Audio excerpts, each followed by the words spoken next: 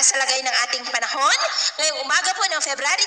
10, 2025. Sa ngayon po ay malakas pa rin ang bugso ng hanging amihan at nakakaapekto pa rin sa malaking bahagi ng Luzon, habang ang shear line o yung imaginary line ng hangganan ng malamig na hanging amihan at mainit na easterlies ay magpapaulan ngayong araw sa malaking bahagi ng Visayas, Caraga at maging po dyan sa ilang bahagi ng Southern Luzon. At sa ating long range forecast, consistent pa rin naman po na walang bagyo na namamataan na tatawid po sa ating kalupaan hanggang sa susunod na 2 linggo ay posibleng storm free po tayo. At sa lagay ng ating panahon, ngayong madaling araw ay maayos ang panahon sa malaking bahagi ng bansa pero may tsansa pa rin na isolated light to heavy rain sa may Caraga, Tawi-Tawi, Davao Oriental, malaking bahagi ng Visayas, Bicol Region, Romblon, Oriental Mindoro, Palawan, Calabarzon at ilang bahagi ng Cagayan. At mamaya po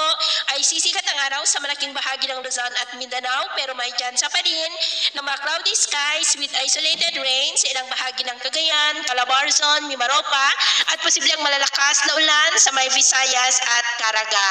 At mamayang hapon mas maraming lugar ulit ang makakaranas ng cloudy skies with isolated rains sa silangan ng Cagayan Valley, Southern Luzon, Visayas at Mindanao. Kaya mag-ingat po tayo